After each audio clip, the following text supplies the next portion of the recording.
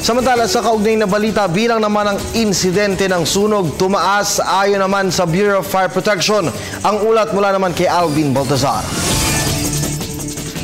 Nito lamang mga nakalipas na araw, sunod-sunod ang insidente ng sunog na hindi lang tumupok sa mga ari-arian kundi kumitil pa sa maraming buhay.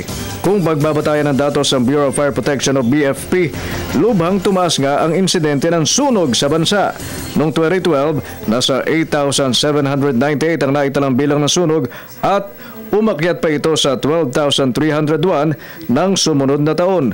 Pero mas lumobo pa ito ngayong taong 2014 na umabot sa 13,991.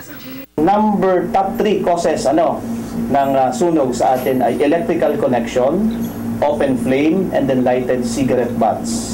At kalinsabay ng nararamdaman ng holiday season, alertado na ang BFP at sa susunod na linggo'y itataas na nila ang kanilang heightened alert. Ang dahilan, bunsod na rin ang inaasahang pagkalat ng mga paputok na karaniwang dagdag sa salinang sunog sa mga panahong ito. Mula Nobyembre hanggang Enero ayon kay Marshall ang tinaguriang peak sa paggamit ng mga paputok, kaya't hindi rin biro ang numero ng insidente ng sunog na naitatala ng Bureau of Fire. We are already on heightened alert status by next week to prepare for this event. Dahil paulit-ulit nating nire-remind, subalit paulit-ulit din na nagkakaroon ng sunog.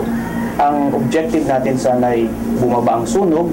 Payo ng BFP, hanggat maaari umiwas na lang sa paggamit ng paputok at kilatisin din namang mabuti ang ginagamit na Christmas lights dahil kung hindi dekalidad ang ilaw na pangkutitap, malamang sa hindi.